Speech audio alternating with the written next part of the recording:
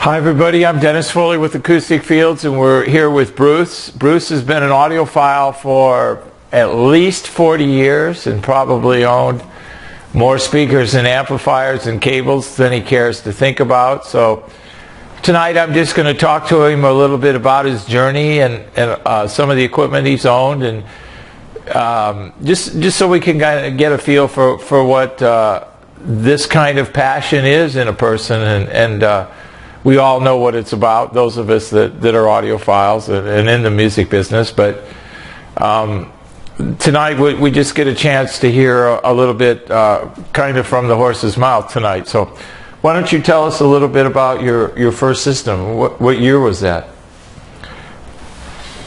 I think it was about 1971, and my first system was a pair of LS35As, Stereo 70, PAS 3X, Dynaco, and a Rega 1 or 2 or 3, I can't remember, or vintage Rega Turntable.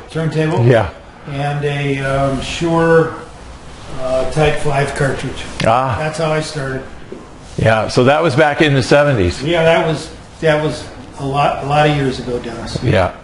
My first turntable was a dual 1229 with a Shure cartridge, I believe, probably the same as you had, and Marantz amplifier, JBL 100 speakers, and my first album I remember was James Gang Rides Again, Joe Walsh. That was the first album I ever bought. Do you remember your first album? I absolutely do. It was Tchaikovsky's 1912 Overture, or 1812 Overture, by a Russian composer. That was my first album. Wow. Now I have, I don't know, not very many, but enough. Well, at least 1,000 more on the wall over there. Yeah. So that's cool. So what do you think about digital? You've been through analog, and now it's a digital kind of world. What do you think? Well, I can't relate to it, to be honest. And I know there's this whole digital thing coming out about high res, but in all reality, Dennis, it's analog for me. Tubes, the involvement, the warmth. I don't think we get that with digital. And I've been through the gamut about amplifiers and speakers. And as you know, I just went through a huge thing with a Macintosh amp and a huge speaker. And between the two of them, it was 30 grand, and I couldn't figure it out. So I'm back to the basics for me, and I have a horn speaker and tube amps, and it doesn't make any difference what I have. What I've added, something that I've never had before. Yeah.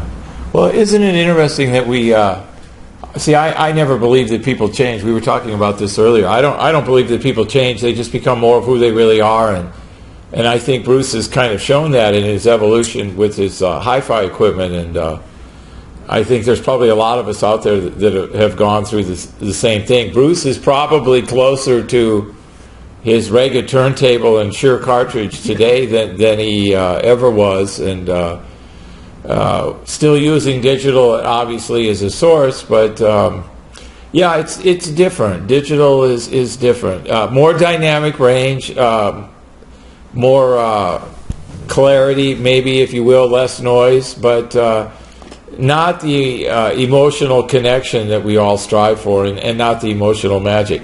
So let's talk a little bit about, you had some dynamic speakers here before. They were Ushers. Everybody's familiar with the name. Joe Appolito was the designer for the Usher product line.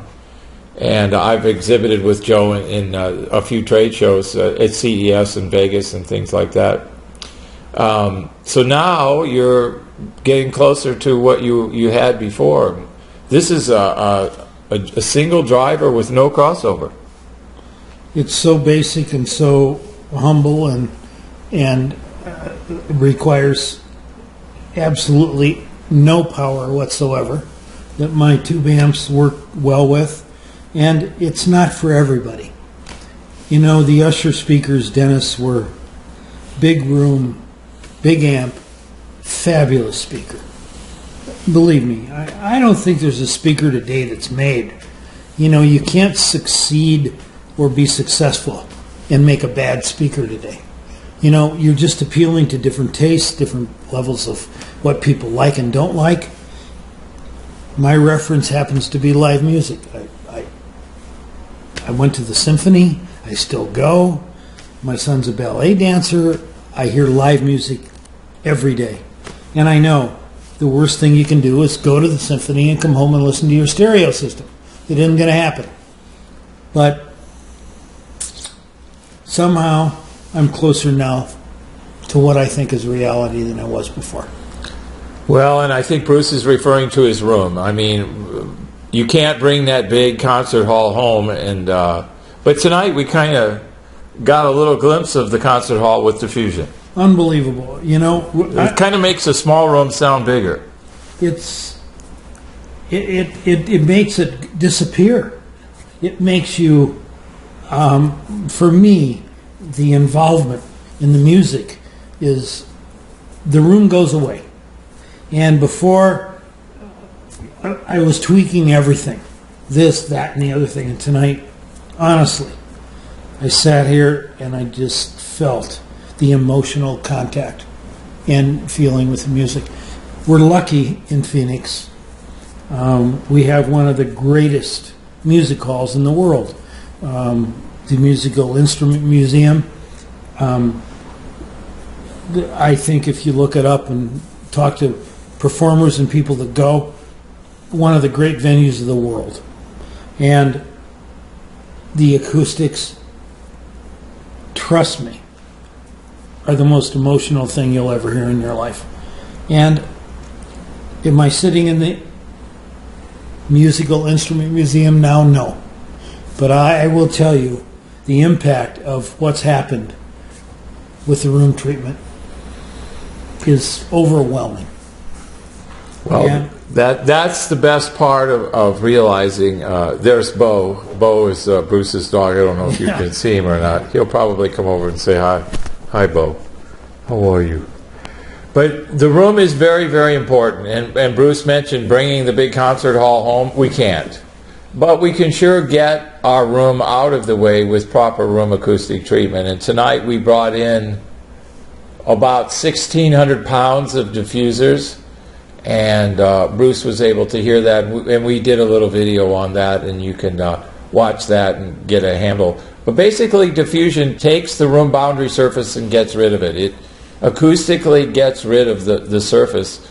And if you position them correctly, and if you design the right frequency range of diffusion for your particular music and room, you can really get some depth and even height out of your soundstage. So it's great to be able to do that tonight. And so if you had to, because you've been doing this a long time, if you had to assess what you now know about room acoustics, and you were 20 years younger, would you be buying a different amplifier or speaker, or would you be thinking about, well, wait a minute, maybe I should spend my money on the room?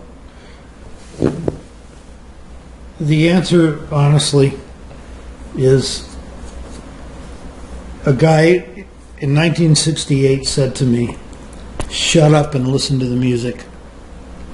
And that's what I did tonight. I didn't think about my amp, my speaker, my this, my that. Something happened in the room that I was able to listen to the music and just enjoy. He was able to listen to the music and not hear the room. That's right. There you go. And that's absolutely. That's our tagline and what we try to do with room acoustic products. To make the room sound larger and disappear, we have to make it smaller. It's a little bit counterintuitive, but we have to add units to make the walls and the boundary surfaces go away. Well, thanks, Bruce. Dennis, thank We you so much. appreciate it. Yeah. Thank you.